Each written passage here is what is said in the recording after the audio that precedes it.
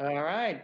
Welcome, everybody, to today's Town of Chatham Zoning Board of Appeals meeting. The date is March 25th,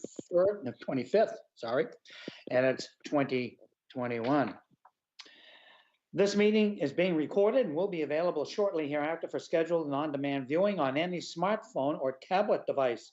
If anyone else is recording the meeting, please let us know. Pursuant to Governor Baker's March 12, 2020 order suspending certain provisions of the open meeting law and all kinds of ones after that, there are strict limitations on the number of people that may gather in one place. This meeting of the Chatham Zoning Board is being conducted via remote participation. No in-person attendance of members of the public will be permitted, but every effort will be made to ensure that the public can adequately access the proceedings as provided for in the order. A reminder, the persons who would like to listen to this meeting while in progress may do so by calling the following phone number, 508-945-4410, and then you have to put in the conference ID number, which is 500-989-338, and then you hit the pound.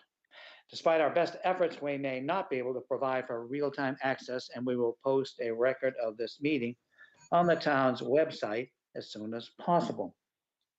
Paul, I would ask you to make a motion that we conduct this meeting in that format as just described. This is Paul Semple. I'll move to conduct the meeting in a remote format. David Veach seconds. Okay, everyone will join in voting on that. Mr. Veach? Veach votes yes. Paul? Paul Semple votes yes. Buck? Buck votes yes. Dave Thompson? Dave Thompson votes yes. Megan? Dory votes yes. And Dennis, I think you're with us. Dennis? Dennis Sullivan votes yes. And I vote yes. Okay. All right.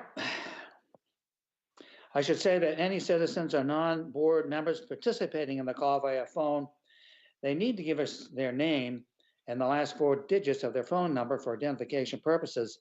And you do this by indicating on the screen that you wish to speak so that Sarah can pick it up.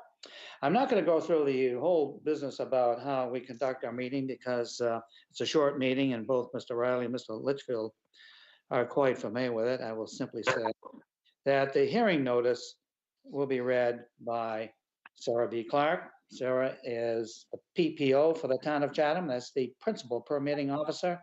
She also is the executive secretary of this board and the HBDC. And actually, I could throw in the term, she's the director of this meeting. So with all that, I have two things I want to say. Number one, as we know that we lost Happy as one of our regular members a month back. And at this week's select person meeting, they unanimously elected David R. Thompson to take her place. So congratulations, Mr. Thompson.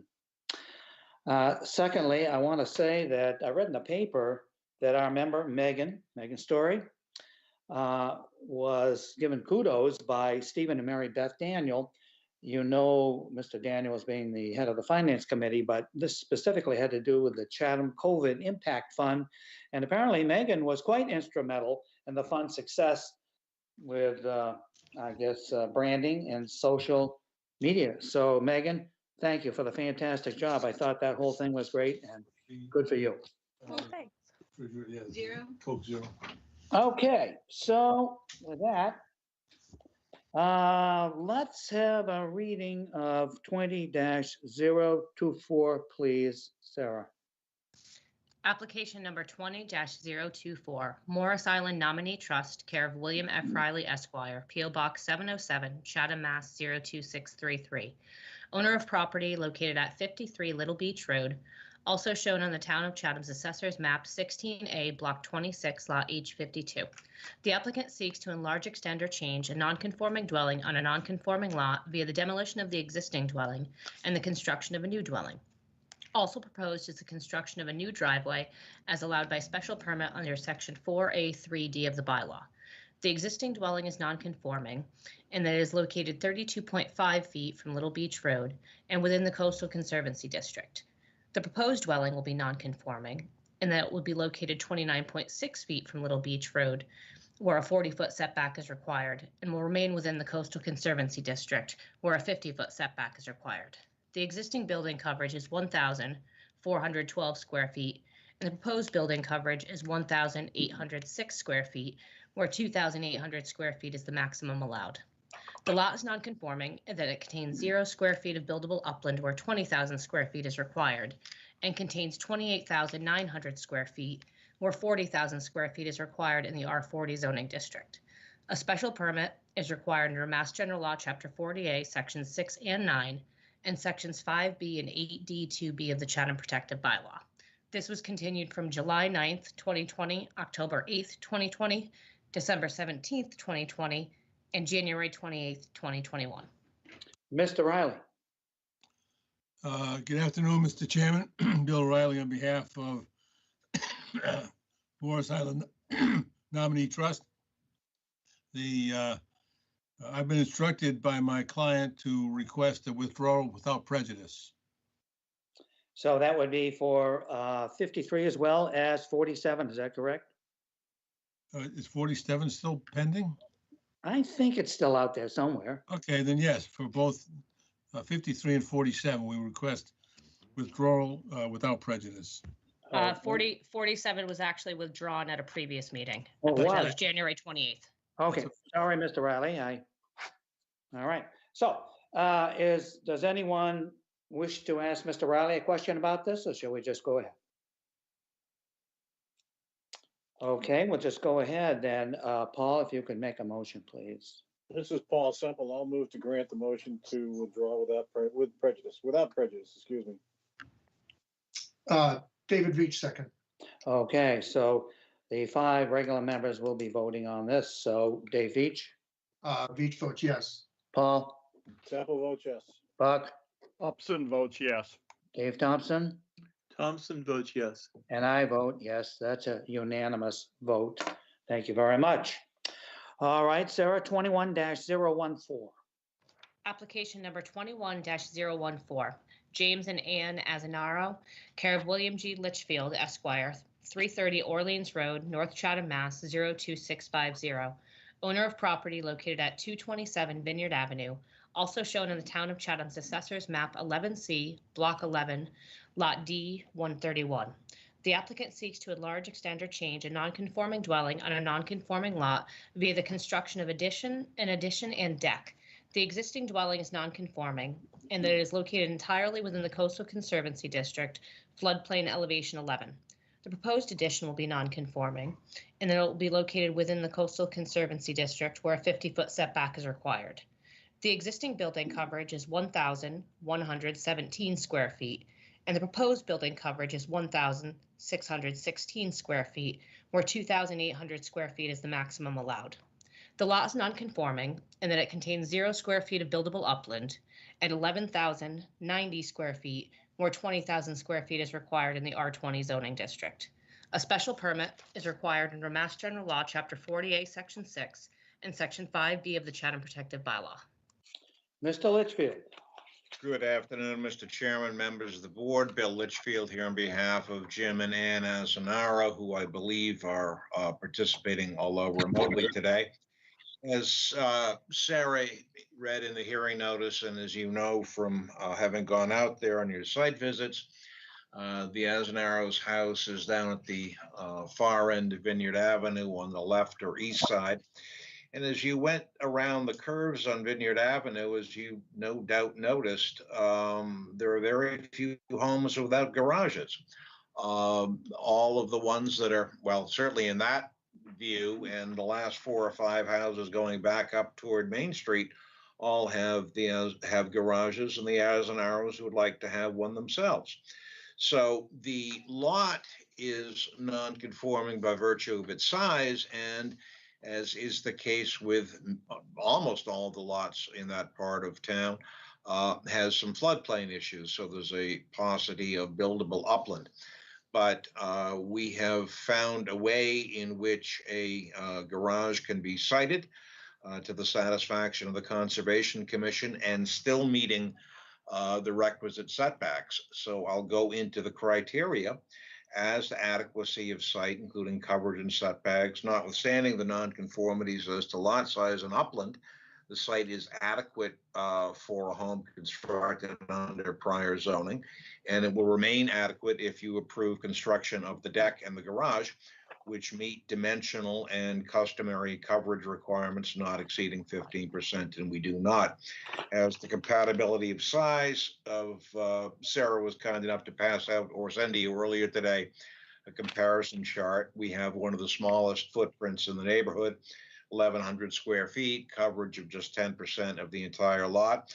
And if you approve the special permit for the addition of the garage after construction, it will remain compatible. As to actual coverage numbers, gross floor area, and living area numbers, those are consistent with neighboring properties. As to the extent of increase in nonconformity, coverage increases by 499 square feet, which is the size of the garage, but it's been relocated westward per the Conservation Commission and is still less than 15% and meets other dimensional requirements. As to suitability of the site, it's a residential lot in a purely residential neighborhood. Garages are, of course, customary accessory residential uses. The plans, again, have been revised to address conservation concerns, and the addition is shown there is twice as far from the salt marsh than is the existing home, 32, 34 feet away from the salt marsh, and the existing house is less than 15 feet away. As to scale sighting views and vistas, as shown there, the proposed garage is completely compatible with the existing home. The dimensional lines that Mark has drawn on the left-hand side give you the original or the initial view that the garage is much higher than it actually is. It's not a large structure. It is only less than 20 feet tall. So that's just for the representation that he did there. If you approve the special permit, the scale will remain appropriate. The plans echo those of the existing home. Will have minimal impact on the streetscape. We're obviously at the end of Vineyard Avenue, almost at a cul-de-sac. One, I suppose, visual impact that is positive is the garage will take a car off the driveway. The other criteria are not at issue. The chair will read a letter from the Board of Health indicating no change there. Sewers were scheduled to have been extended down a couple of years ago. It hasn't happened yet. It goes halfway down Vineyard Avenue, but we're not adding any garage or any living space above the garage. Mark had drawn on the plans a note that it's a proposed eventual home office. It's going to be purely storage. There's no heat, there's no bathroom or anything else. They might someday have a home office, but it's not going to be a bedroom. The other criteria are not at issue. There's no noise and litter. All utilities are present. So the question, as you know, is whether proposing a garage or adding a garage and a deck is substantially more detrimental to the neighborhood than the current non-conforming structure.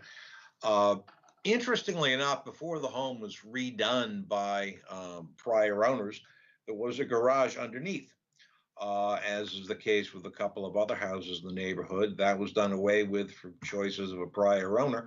The Azanaros, who hope to live here on a full-time basis at some point, would like to have a garage, and I know there's some fondness on the part of at least one ZBA member for automobiles and the recognition that garages are useful things.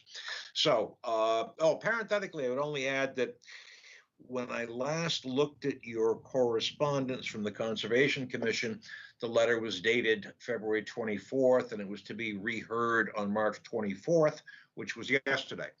It was, and I don't think there's an updated letter, Sarah can correct me, but I can represent to you that the Conservation Commission was satisfied with the relocation of the garage and didn't seem to have any further concerns. So I would certainly be happy to answer any questions, but that's the gist of our presentation. Thank you very much. Is there anyone in the audience who would like to speak in favor of this application? If so, please indicate on the screen so that Sarah can recognize you.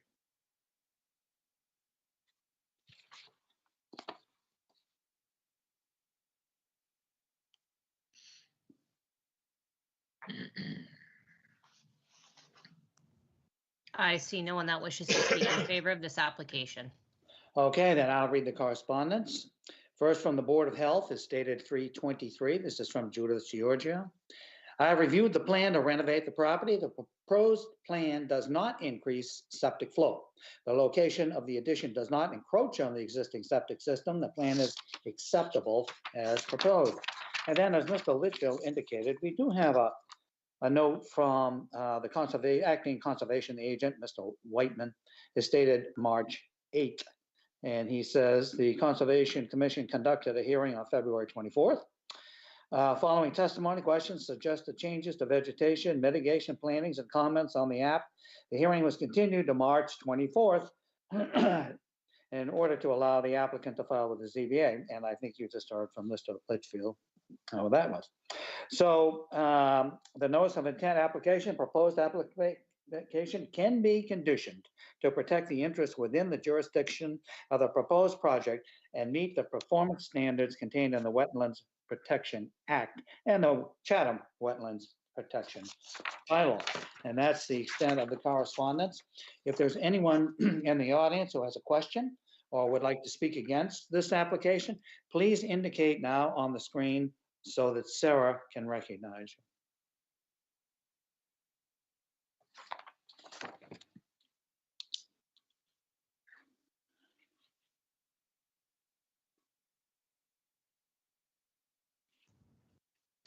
I see no one that has a specific question or wishes to speak in opposition. Okay, then we'll have questions from the board. Megan, do you have any questions? I have no questions. Dennis, Dennis Sullivan, I have no questions. Dave Veach, Dave Veach has no questions. Paul, Paul Semple has no questions. Buck, Buck has no questions. Dave Thompson, Dave Thompson has no questions. and I have no questions. Okay, a motion, please, Paul? This is Paul Semple. I'll move to close the hearing and move into deliberations. David Veach seconds. All right, then we need a vote. Dave Veach, Veach votes yes. Paul, Semple votes yes. Buck, Buck votes yes. Dave Thompson, Thompson, yes. and I vote yes. All right, deliberations. Let's start with Dennis. Yeah, Dennis Sullivan, it's a nice project. And if I were voting, I certainly would vote in favor of it. It meets all our criteria. Dave Veach, Yeah, I concur with Dennis, with everything Dennis said. Paul, I agree it meets our conditions and is not substantially more detrimental to the neighborhood. Buck, And I agree with Mr. Semple. Dave Thompson, Dave Thompson goes along with what's been said. Megan, I concur. and I do also. Okay, Paul or Dave Veach, do either of you feel there needs to be any conditions? This is Paul Semple. What is their plan in terms of construction? Well, Mr. Litchfield?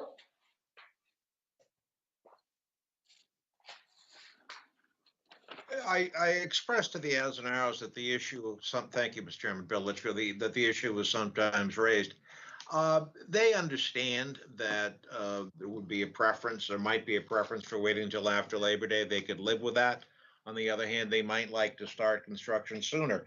As you know from having been down there, it's not a through street. There's a cul-de-sac.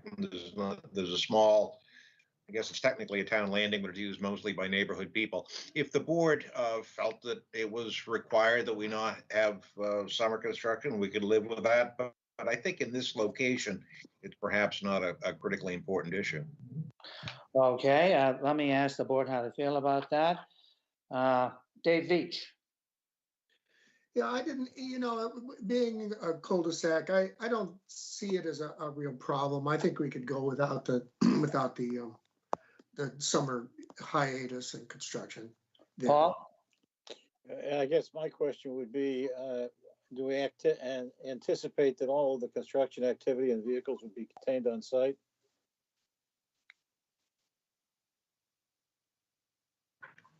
If I could, Mr. Chairman, Bill Litchfield, my expectation is so, but I don't know that the Azaneros actually have a builder yet. If Ann or Jim are available and want to chime in, perhaps they can answer that question. Yeah, Bill, no, we have not selected a builder at this point. Okay, This is Paul Semple. My only Yeah. concern, I guess, would be that I know there is an access point there of kayakers and others use. And people park at the access point. I don't know whether if you had construction going on with trucks on the road, whether that would create a problem. But I'll listen to what the Azaneros have to say about that. Right, Mr. Chairman, if go ahead. Jim, Bill Litchfield, Jim, would you be satisfied with waiting until after Labor Day to begin construction? oh, Bill, absolutely, absolutely. That settles that. Okay, very Thank good. you. All right. Yeah, I know Buck or Dave Thompson or Megan or Dennis, do any of you want to weigh on this? It seems to Mr. Litchfield and Mr. Azenauer seem to have answered the question, but if you're still uncomfortable, speak up. Dave Thompson, very comfortable. Okay. Yeah, I mean, I think especially if they're not starting till after Labor Day, we certainly don't need those, Right, favorite. right. And I don't think we have the condition that will take Mr. Litchfield and his client at their word. All right. So Paul, a motion, please. All right, this is Paul Semple. I'll move to grant the application as submitted with the provision that they would begin construction after Labor Day of 2021. David Veach seconds. Okay, we need to vote on that. Dave Veach, Veach votes yes. Paul, Semple votes yes. Buck, Buck votes yes. Dave Thompson, Thompson, yes. and I vote yes. So thank you very much, Mr. Litchfield and Mr. and Mrs. Azenauer. Thank you, board, Thank you very appreciate it. Okay, so we'll go on to 21-015. Application number 21-015, Chapin Beach Realty LLC, care of William F. Riley Esquire, P.O. Box 707, Chatham, Mass. 02633. Owner of property located at 558 Fox Hill Road, also shown on the Town of Chatham's Assessor's Map, 11M, Block 6, Lot P1. The applicant seeks a dimensional variance for a covered entry located 21.8 feet from the northerly abutter, where a 25-foot setback is required. A dimensional variance is required under Mass General Law, Chapter 40A, Section 10, and Section 8D2C of the Chatham Protected Bylaw. Mr. Riley. Good afternoon, Mr. Chairman. Bill Riley on behalf of Chapin Beach Realty LLC. Joe Hannigan, who's the principal in that entity, is also on the line. This is a project that was permitted by the Zoning Board of Appeals. So the current structure is a replacement from an existing home. And as presented, the building was located, pretty much at the setback line, 25.5 feet from the property line to the north. There was some misunderstanding by the construction folks regarding our provision, about 30 square feet of steps and stoops that are allowed within the setback. There's been a recent change so that where previously a roof over that steps and stoops was also allowed, the current interpretation, which is probably more accurate, is that the roof over those steps and stoops is not allowed, or is not included in the exemption. And so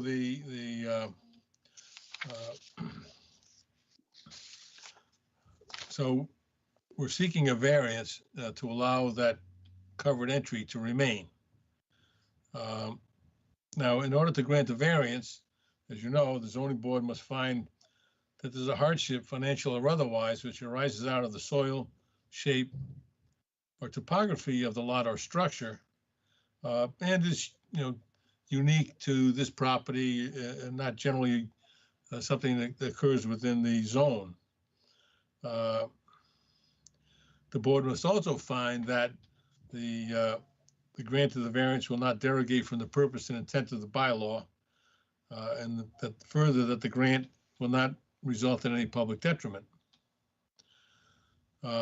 So if we take a look at the lot, it's 111,000 square feet. So it's an enormous lot with a very small building area. If you've been out to the site, you know that if you see everything from the plan labels the top of Coastal Bank, everything south of that is a very steep pitch down to the water. And it's about 60 feet down to the water. So the lot is very much constrained. We're only 10 feet from the top of the bank at our closest point. And that's because that's a serious concern for the Conservation Commission, but as well as for construction purposes, because, I mean, you don't want to be building on the top of a coastal bank.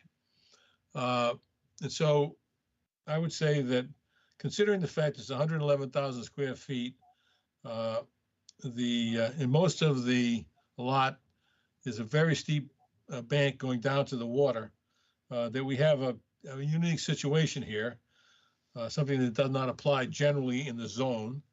And so I think that you could find that this problem is unique, and so the applicant thinks that if he's unable to provide a covered entry to his newly constructed home, it constitutes a hardship given the expectation of folks who would tend to purchase a home like this.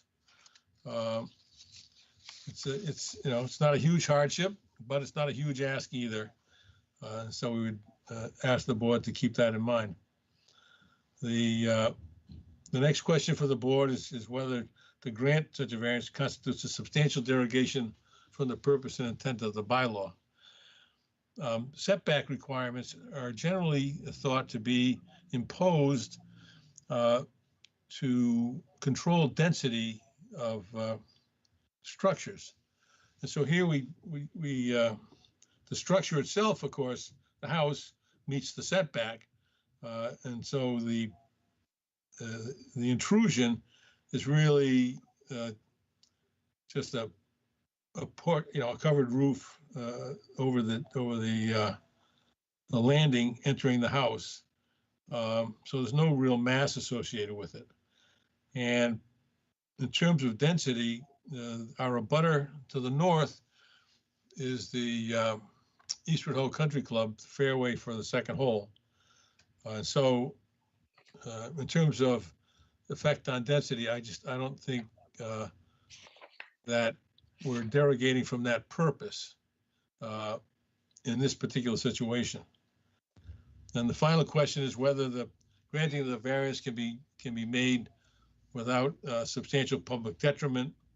And it seems to me that there's no interest in this from the public point of view, given the location of the entry, and so we think there's no public detriment. And so I think we hope you would agree that we do meet the criteria for a variance, as modest as this one is, and that the board will grant the variance so that the covered entry can remain.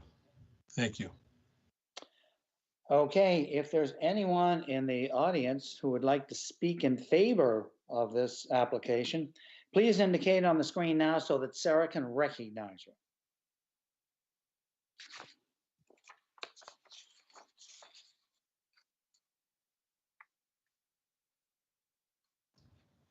I see no one that wishes to speak in favor of this application. Okay, then I'll go through the correspondence. The first one is, as Mr. Riley mentioned, there are monies owed to the town of Chatham in the amount of $279.16, And we heard from Mr. Riley that apparently would be paid off tomorrow. And then we have a note from Judith Giorgio, health agent for the town. She writes on 3/23, I have no concerns about the ridge height change or the building coverage for this property. And that's it.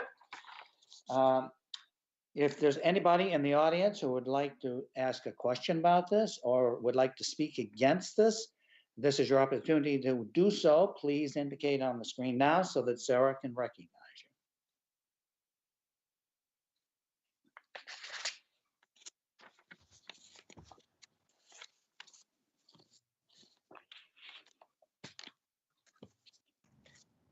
I see no one that wishes to speak in opposition or has a specific question.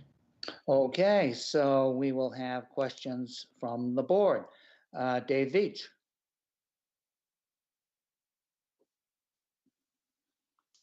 Sorry, Dave. So I'm not quite clear, Bill. I did the plans that were approved, did they show an entry there, and what that I assume the plans were approved and they were met the sideline setback. Right, the plan that was approved did not show the entry, the cover to the entry. The cover for the entry, did it show steps or something? Yeah. Did it show steps that met the, what is it, 30 square feet or there's a See that I'm relying on Dave Clark. When he did his plot plan, he discovered that the structure was 3 inches above the approved height. And he did not indicate that there was any problem with the steps. So I'm sort of relying on that. Mhm. Joe Hannigan has his hand up if you want to recognize him. Sure, yep. Hi, yes, this is Joe Hannigan, Chapin Beach Realty LLC.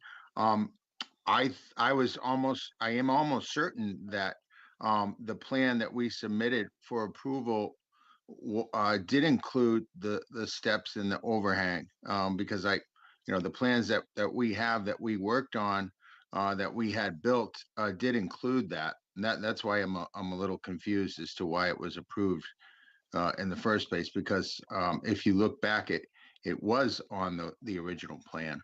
Joe, this is Bill Riley. Yeah. It's not on the plan that we presented to the zoning board at that time.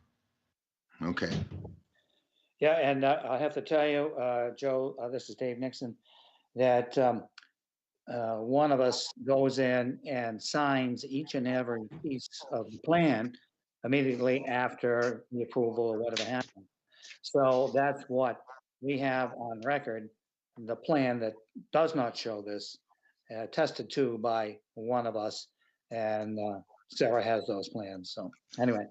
And we would have had to, and Joe, we would have had to request a variance at that time because it would have shown an encroachment into the sideline area. So.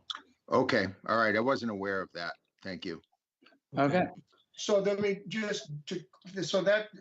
I understand about the roof, but also it looks like it's 36 square feet for the stoop, and does that exceed the that's allowed to project into?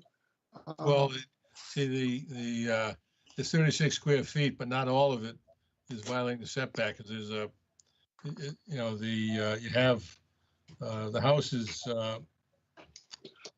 25.4 feet. So yeah. Or on the house plan that was approved is 25.5 feet. So you've got 6 inches across the width.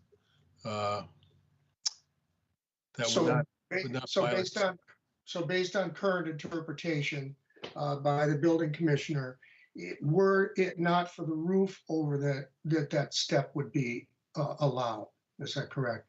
That's correct. Okay. All right. Thanks, Steve. Okay, Paul, questions? This is Paul Semple. I think the question I had was in part what Dave Veach just raised.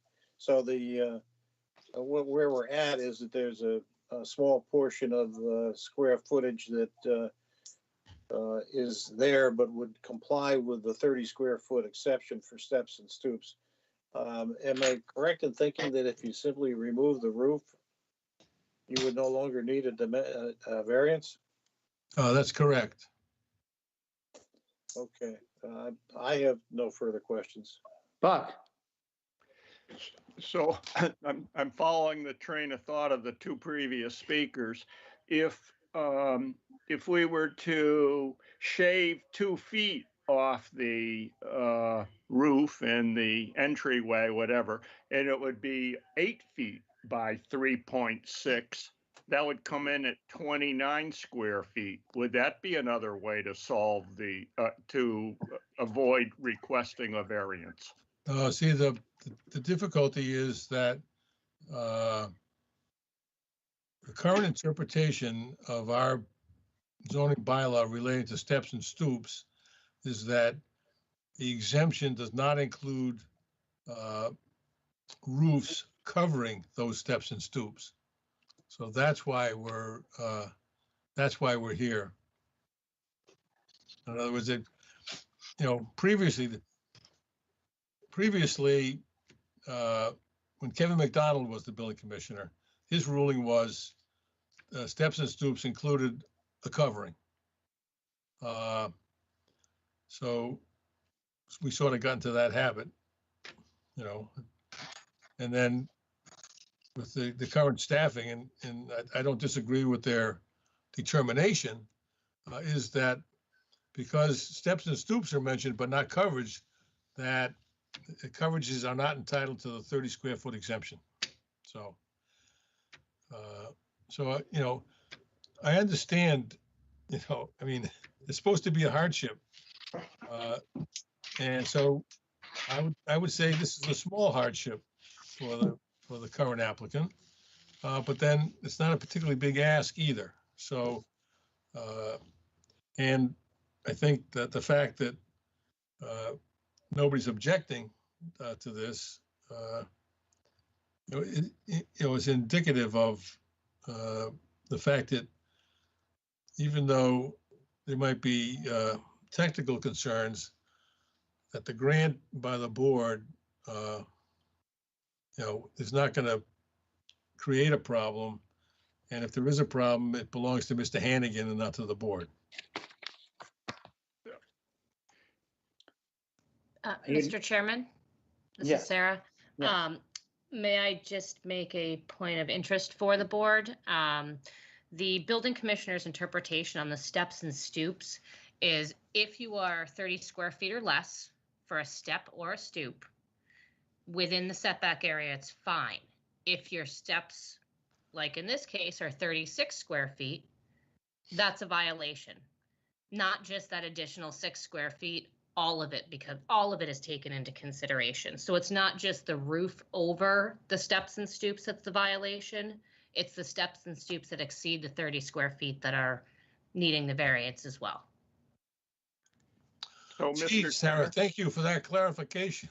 You are welcome, Mr. Riley. But I think the point I was making earlier was that because the house is 25.5 feet from the property line, that the steps and stoops that are within the setback are 30 square feet or less.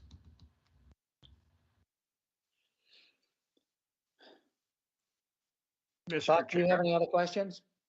Yeah, I'm still maybe a little confused. If we took the roof off and we reduced the square footage of the stairs to something less than 30 square feet, would that eliminate the need to request a variance?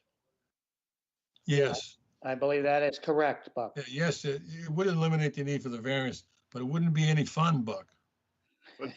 Well, I guess the last question is, Bill, was this found when the applicant was preparing the as-built, or was this a find of the building inspector? No, this was David Clark brought this to our attention when he did the as-built, he discovered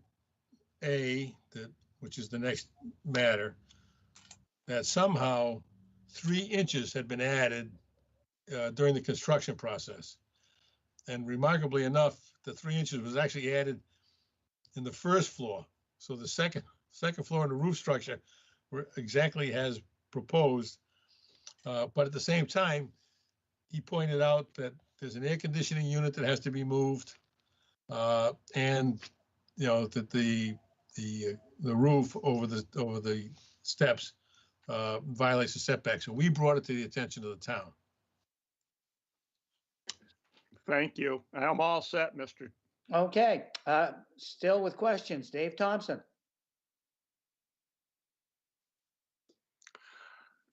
I think that the questions I had have been answered. So I have no more questions from Mr. Riley. Okay, Megan. My questions have been answered as well. Dennis. Yeah, my questions have been answered. The only other issue I had, Bill, is any of this, what we're talking about today, does it have to go back to conservation at all? I don't believe so, because we're on the upland side of the house. Oh, okay. Okay, that's all I have. Thank you. All right, and I have no questions. So Paul, motion to go into deliberations, please.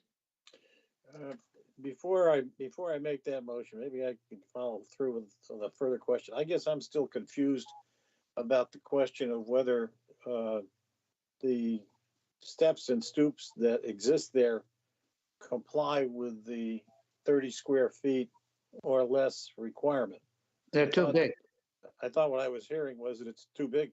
That is correct, Paul. Well, I don't think so.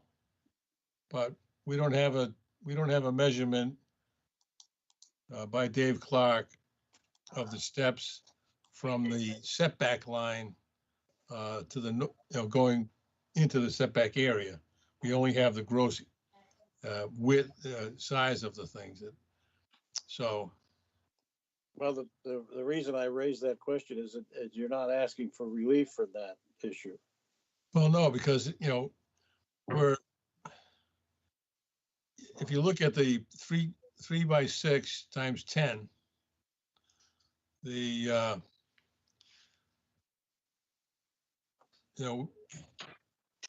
have if you take a half a foot off of that,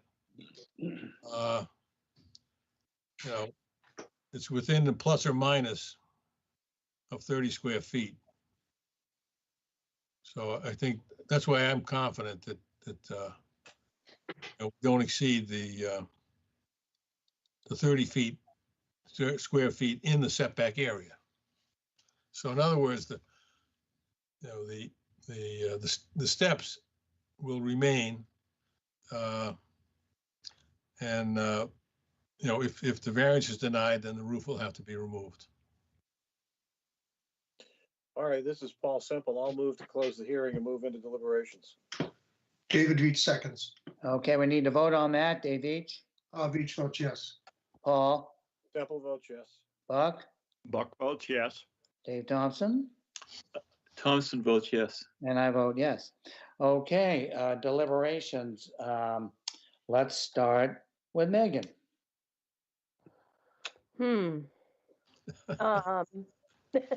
Being new to this, but relatively speaking to the variance piece at least, it does not seem to me that it would be in our best interests to grant that, given what that means moving forward, but I could be convinced potentially to go the other way. Okay, Dennis. Yes, this is Dennis Sullivan. I'm generally opposed to variances, and I think Bill made a good case as to why this probably may qualify for a variance. So I would go along with Bill's interpretation at this point.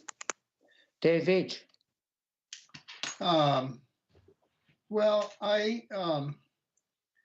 the problem I have with it, I think, is pretty clearly this is a self-created hardship. And those are not supposed to count in with respect to granting variances. And it would not be particularly, it certainly would be difficult to, more difficult to reduce the size of the steps.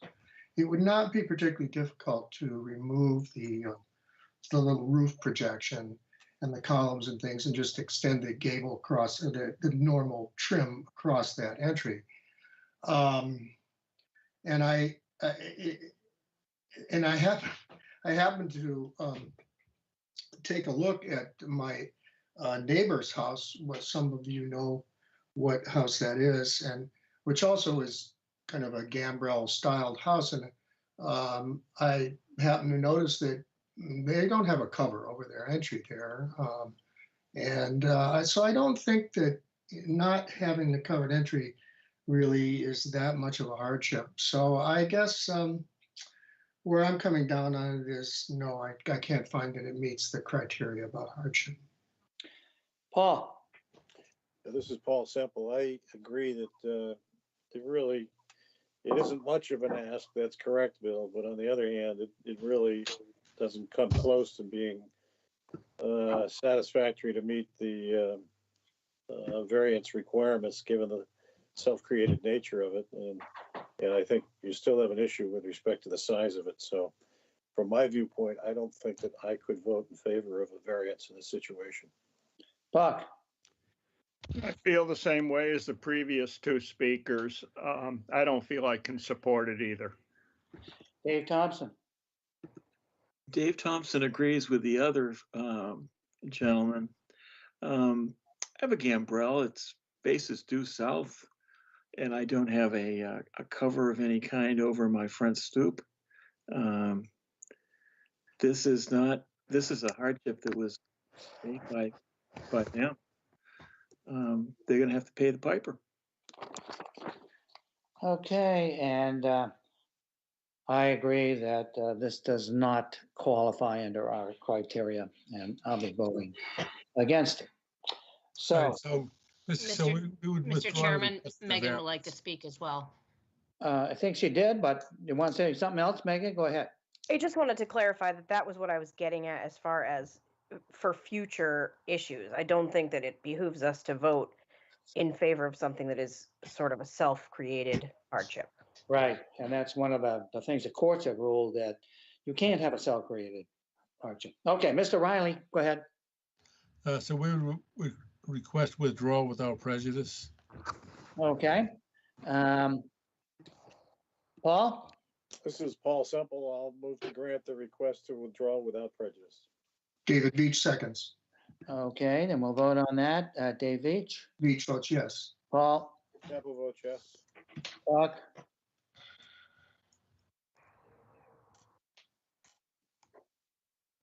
Buck votes yes. Dave Thompson? Dave Thompson votes yes. And I vote yes. Okay, that's on to the next one, sir, which is 21-016. Application number 21-016, Chapin Beach Realty LLC, care of William F. Riley Esquire, P.O. Box 707, Chatham, Mass. 02633. Owner of property located at 558 Fox Hill Road, also shown on the Town of Chatham's Assessor's Map 11M, Block 6, Lot P1. The applicant seeks to modify special permit number 16-098 granted on March 23, 2017, which allowed for the demolition of the existing dwelling and pool and the construction of a new dwelling and pool. The applicant now seeks to modify special permit number 16-098 to allow for an increase in the nonconforming ridge height and a change in building coverage. The previous dwelling was nonconforming, and then it had a ridge elevation of 77.8, 35.7 feet.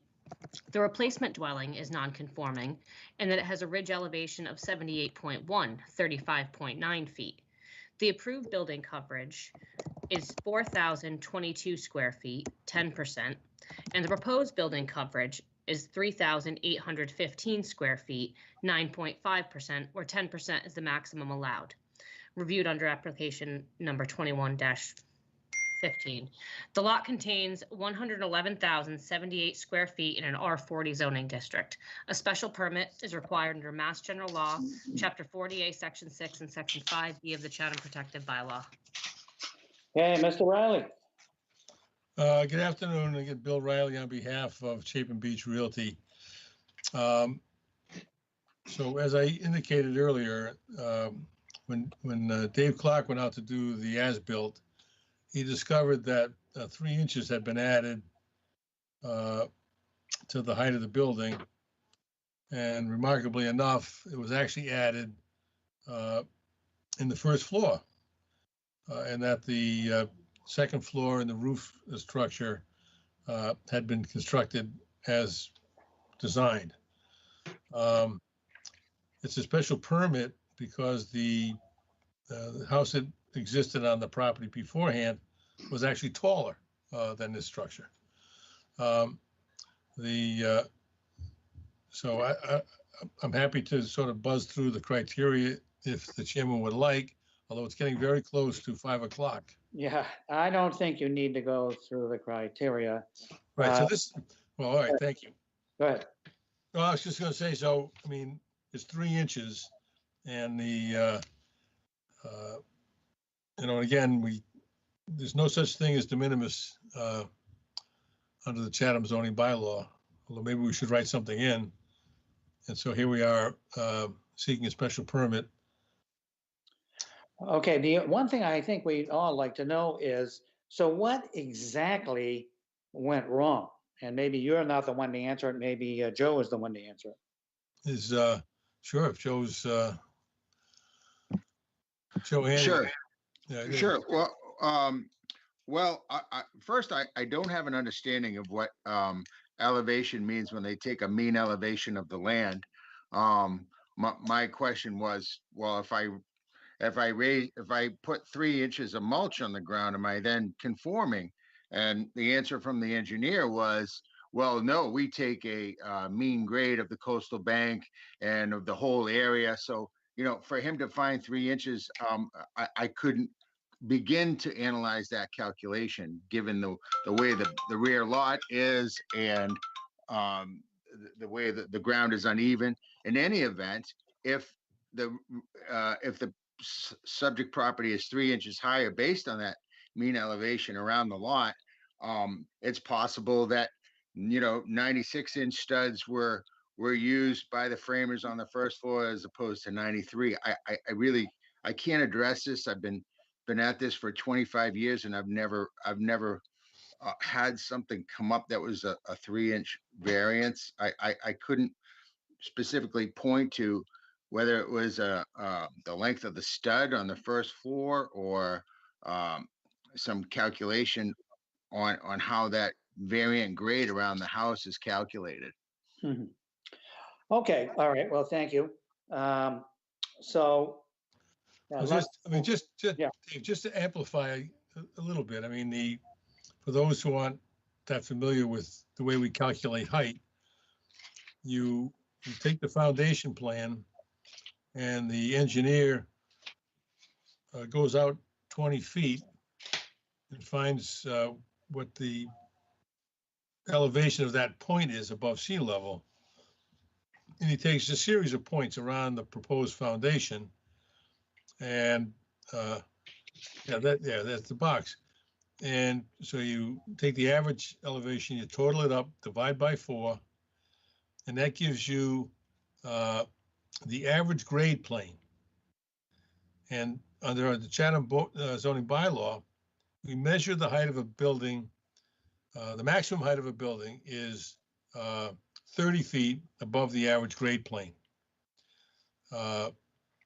Because the existing house exceeded that by quite a bit, we came in proposing something that also exceeded it, but that was lower than the existing ridge line, as we were allowed in a special permit, and the board saw fit to grant the special permit. But as you say, the plan was signed with a proposed ridge elevation of 77.8, and it came in at 78.1, 3 inches higher. And so, we have to come back because there's no de minimis. We have to come back. It's still a special permit because we're not exceeding the height of the previously existing structure. Do you remember what that height was? No, Hmm. more than this. Well, that's no answer. Sarah, do you happen to know what it was? If you give me 1 second, I'm just pulling out the previous special permit, so Okay. I can tell you what it was.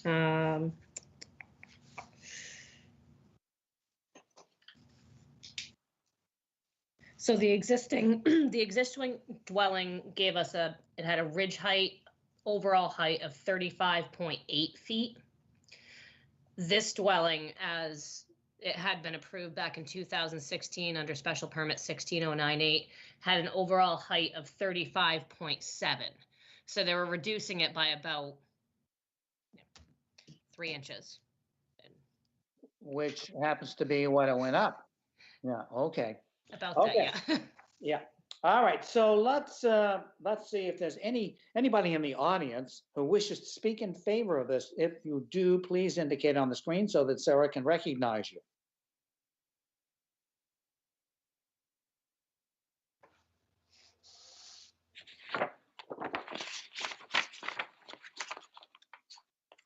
I see no one that wishes to speak in favor of this application. Okay. Someone's Mr. waving. Chair, Sarah, someone's waving at you. Terry Sullivan is waving, not using the hand button on the computer, but Oh, the two I'm sorry. hands the good Lord gave him. Oh, I actually couldn't see him on my screen. So Yes, I my- guess Mr. Sullivan would like to speak.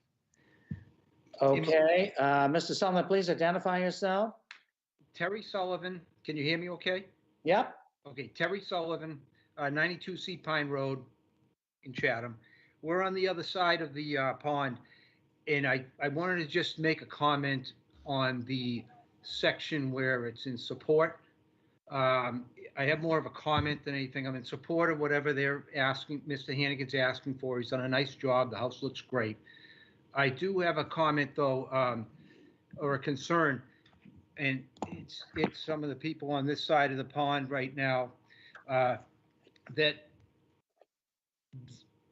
at night, the lights on some of these homes are on timers, and there's a lot of lights.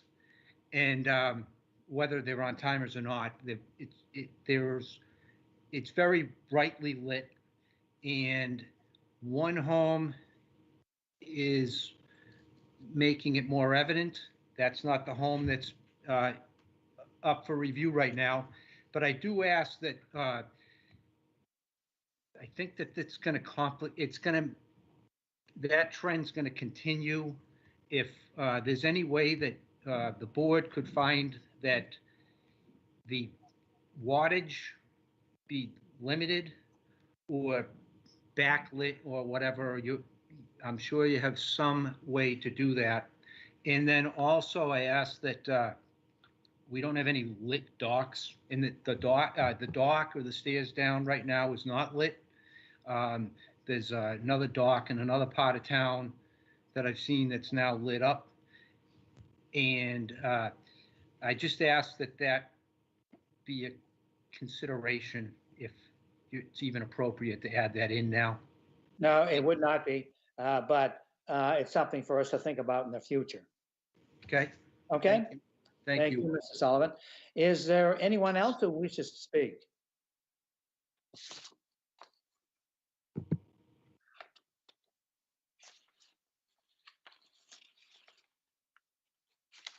I don't see anyone else that wishes to speak.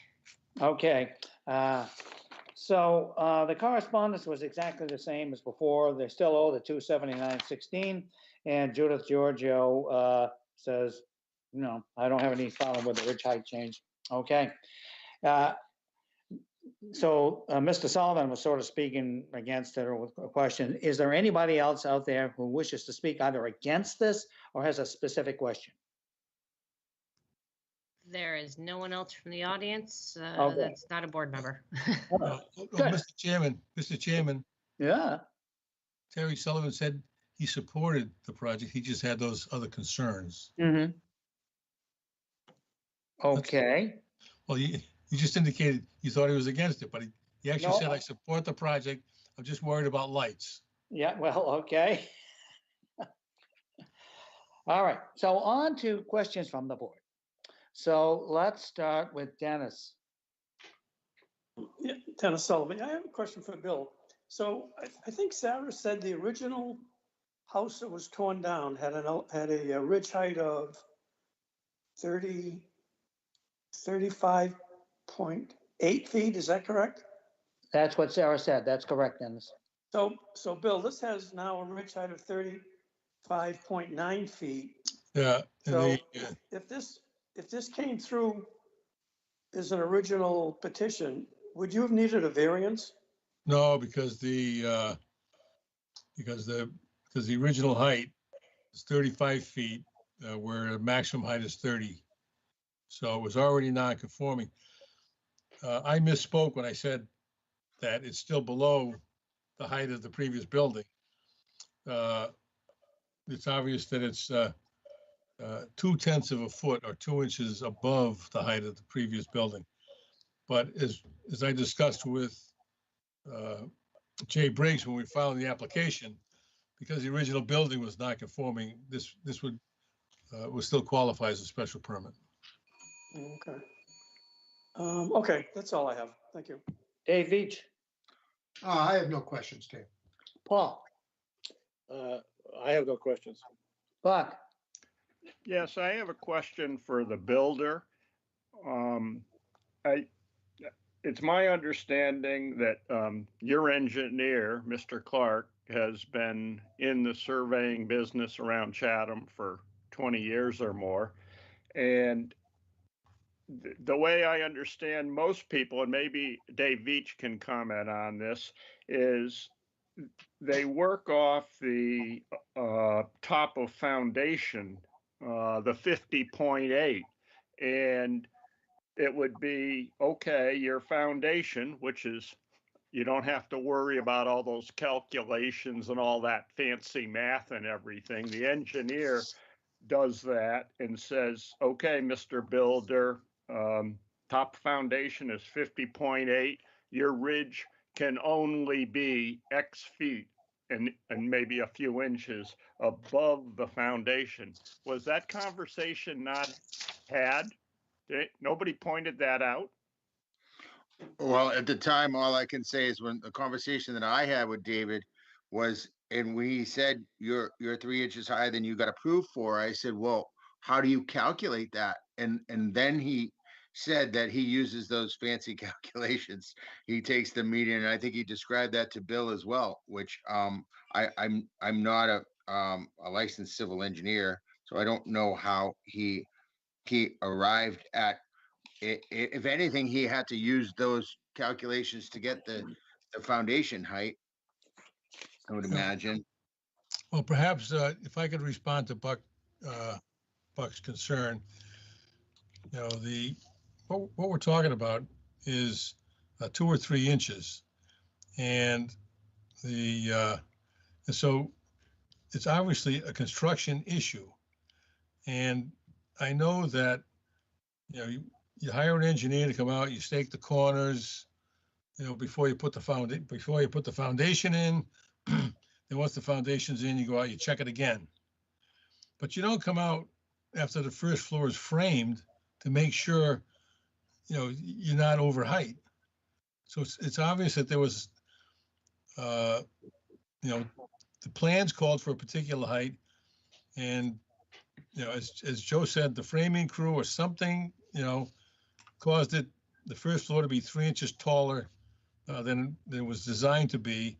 And I think it's, it's the kind of thing that a lot of towns would just consider de minimis. Chatham, of course, has much higher standards, and so there's no such thing as de minimis in the town of Chatham. And so that's why we're taking your valuable time today, Buck, to talk about these 3 inches.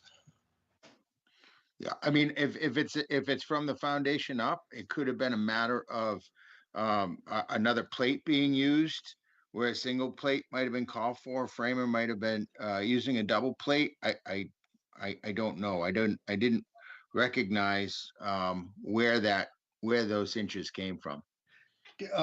And Buck, you mentioned me as well, so I'll also weigh in and say that I don't think it would be necessarily unusual to have an error of this kind happen in the framing of a building. I don't know if you, I mean, I haven't certainly seen the framing plan or anything, but if you recall that I had commented on when we had an issue at the Chatham Works building there, and the ridge was built too high, and I could see that it was a difference in the framing based on how the framing was done as to how the architect had specified it with the way the rafters sat on the plates. So these kinds of things can happen, and I think that some of it, to a certain degree, may be a reflection that I don't know how long they've been doing the as-built this way, shooting the ridge, to make sure that but this kind of thing could happen fairly easily in the construction process. Thanks. Buck, did you have any other questions? No, sir, Mr. Nixon. Okay, Dave Thompson. Dave Thompson has no questions for Bill Riley. Megan. Megan Story also has no questions. All right, and I don't, and Dennis has already spoken. So I'd entertain a motion, Paul. This is Paul Semple. I'll move to close the hearing and move into deliberations. Dave Veach seconds. Okay, we need to vote on that. Dave Veach. Veach votes yes. Paul. Semple votes yes. Buck. Buck votes yes. Dave Thompson. Dave Thompson votes yes. And I vote yes. Okay, deliberations will start with Dave Veach. Well, as I just said, this kind of thing can happen fairly easily. It's not, it's less than ideal, and maybe on construction sites will start paying more attention to this type of thing. That said, it's hard for me to believe that this, and we're talking a matter of inches here, as much as 3, probably less than 3. If you're starting, say, 35.8 feet, 35.9 feet, a tenth of a foot is a little over an inch. I don't see how that is substantially more detrimental to the neighborhood. I think it can meet the criteria for a special permit, and I can support it. Paul. I agree with Dave Veach's comments. We approved a plan that would be at 35.7 feet. The old house was at 35.8 feet. And as it turns out, this is actually 35.9 feet. And to me, it is de minimis. And I would say that it's not substantially more detrimental to the neighborhood, and would vote in favor of it. Buck. Well, I'll take an opposing viewpoint and say I think that it is significant, and making an exception could be considered detrimental to not only the neighborhood, but to even a larger area. So I would not support it. Dave Thompson. It looks like it's pure human error. I definitely would support this. Megan. I mean, I have the same concerns as Buck ultimately, but in this particular instance, I do think it's de minimis, as well as, what I at least perceive to be innocent human error. So I will support it, or would if I were voting. Dennis. Yeah, Dennis Sullivan. If I were voting, I certainly would vote in favor of it. I think it meets all our criteria, as Paul Semple had stated, and I would vote for it if I were voting. Yeah, from my standpoint, I'm not thrilled about this either, but I do not think it's substantially more detrimental to the neighborhood. I mean, you can't see it really.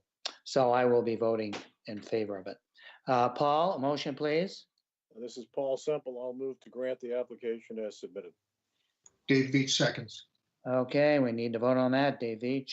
Veach votes yes. Paul. Temple votes yes. Buck?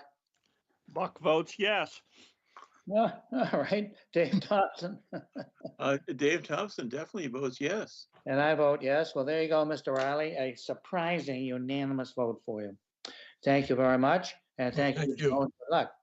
Okay, let's see. That takes care of that. The only business I'd like to discuss is everybody received a memorandum. This was from Ali Sabatino, our principal planner for the town. And it has to do with the proposed draft historic preservation incentive zoning bylaw. I would urge everybody to read it. And if you have any specific questions, to contact Ali. I know I talked about this with her, and she's very good at trying to straighten things out. The thing that I like about it is that the granting authority will be with the zoning board of appeals, which I think is correct. What they are looking for, they would be anybody in planning or particularly the historic commission. They are looking for support from the zoning board of appeals. So at some time or other before town meeting, we should take a vote on this. So I think I'm going to suggest, Sarah, that we invite Ally to come for the second meeting in April. We could put her on first and just have a general discussion, see what there is, and then we can kind of vote on this and see how we feel about it. Do you think she would be amenable to doing that? I think she would be. I'm going to let you know right now on April 22nd. You do have 68 Shell Drive, which may in fact continue again. But I haven't received any official word on that. As well as 2, 3, 4, 5 other applications. Well, I know, but you know, if we. So, but I do know that if this does go forward, it would be nice to have some sort of thing before the public hearing with the planning board. So that way, you know, potentially the planning board knows, town meeting knows that the zoning board, how you guys feel about it. You can provide any additional comments before it does get to that public hearing process. But if you do have any suggested changes, I believe Ally she did include her email in the memo. So if you wanted to send them to her, or you can send them to me and I can make sure that she gets them, however you want to do it. Any questions, comments, anything that you have, I know she would welcome them. Okay, and I'm not concerned about adding her on to that meeting, Sarah. I honestly don't think if we put her first, I don't think it's going to take a lot of time. Okay. Okay, so with that, Paul, would you make a motion to end the meeting, please? We have minutes of March 11th. Oh my, how can I forget that? All right. I'll move to approve the minutes as amended. Okay, Dave Beach seconds. all right. Everybody's gonna vote on that. Dave Veach, Beach votes yes. Paul, Temple votes yes. Buck, Buck votes yes. Dave Thompson, Dave Thompson votes yes. and I vote yes. Okay, now, Paul. Yeah, this is Paul Semple. I'll move to adjourn the meeting. Dave Beach seconds. Okay, and we'll all vote on this. So Megan, Megan votes yes. Dennis, Dennis votes yes. Dave Veach, Beach votes yes. Paul, Paul Semple votes yes. Buck, Buck votes yes. Dave Thompson, Dave Thompson votes yes. and I vote yes. And with that, this meeting is adjourned. And Sarah, I have 5:14 here in Stage Harbor. I have 5:14 as well. Okay, very good. Thank you, one and all. Until the next time.